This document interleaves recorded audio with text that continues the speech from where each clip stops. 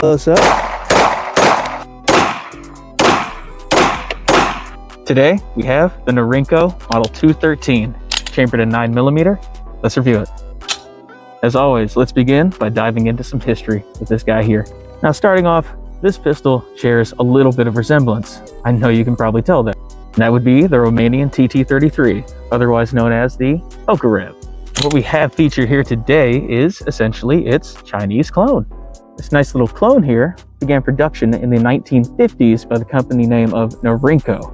And of course, knowing China back then, these pistols found a way to the US, and of course, we bought them as well. And they would produce these pistols for a number of years, even leading so as far as to the 1970s for production. And just knowing the lineage of this pistol's design is intriguing enough for me. And just because it's a clone doesn't mean it's necessarily bad. Let's give it a shot. I think that sums up history just about. Let's move on to this pistol's overall design and features. Now that we're zoomed in a bit, let's get a closer look. First overall impressions. We already know what this pistol's trying to do.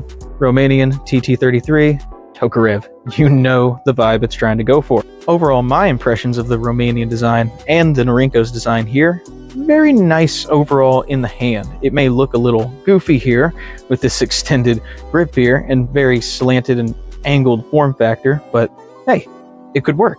Trigger's looking really neat, embedded into the pistol, as you would expect. Very smooth operation with the slide, no worries there. And we also have a single stack 7-round 9mm magazine. Also have an obtuse safety mechanism here, but if it works, it works. About all she wrote for design factor, I mean, it's just a Tokarev. We know what it's trying to do. Okay, everyone, now that a few segments are out the way of the video, I believe it's time to go and shoot this thing. Let's go. Go for some more, see if I can hit that target finally. There we go.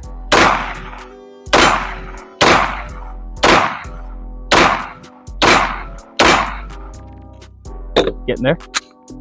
Give you all a little close up.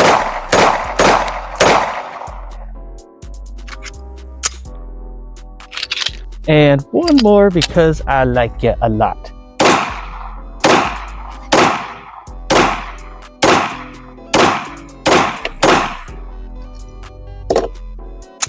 All right, now that we're back, what are the final thoughts? And I gotta say, this is honestly one of the most fun 9mm that I own, genuinely. This pistol may be of an older design, but hell, it's classy in doing so. Worked like an absolute truck today, no malfunctions from the old guy whatsoever. Can't complain there. But eventually you just start to get a feel for this pistol's recoil, and you actually get pretty accurate with the guy. As one would think, it's kind of awkward and obtuse to use at first, but give her a few rounds and you'll settle into the recoil pretty nicely. It's always a fun time just to sling that 9mm, and you can do it in a controlled way, not spilling too many because you only have 7 rounds in a clip at a time. You have to give firearms credit when they get over the age of 50. It's just downright impressive in some cases that they function the way that they do still. Yeah, those are my thoughts on it, and I'm done gushing about it. Let's move on to what the average consumer would want from something like this. Which leads right back to that old question, who is this pistol for? And to answer that question, I wouldn't really necessarily say this is for the average Joe here. More along the lines of an enthusiast or collector type deal.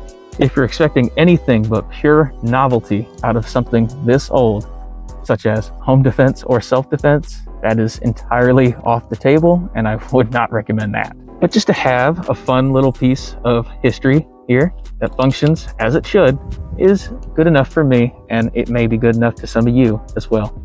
But for such as instances of a first-time gun buyer, an average consumer who just wants a pistol to get the job done for their everyday needs, I would recommend looking into something more modern and something of the same price point, which of course bumps us into the category of the price of this pistol here. Nowadays, we see pistols such as this age get more rare over time, and that is definitely the case with this guy here. Was not about 10 to 15 years ago, but now, yes. These pistols can be had for around a good $300 to $400 nowadays, whereas their real-life counterpart, the Tokarev, is ranging from about $400 to $500. Firearms in this age category tend to always, over time, get broken, get lost, whatever it may be.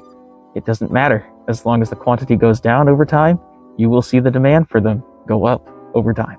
So yeah, you have many options to choose over a pistol such as this for your first time buy or a home defense or self-defense situation.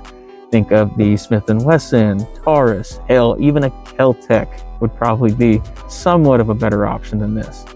Yeah, everyone, what we have here essentially is just a small functioning piece of history, and I appreciate that it just still works. The novelty alone of shooting this is fun. And whether that idea appeals enough to you to go out and get one, that is completely at your own volition. Well, everyone, I think that about sums it up for this review. As always, I appreciate it. And as always, we have gaming videos and short content as well. Peace, y'all. Go for some more, see if I can hit that target finally. There we go.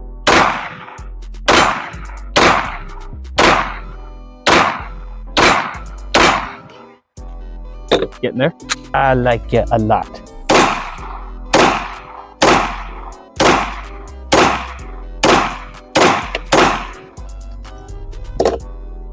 There it goes. Give you all a little close up.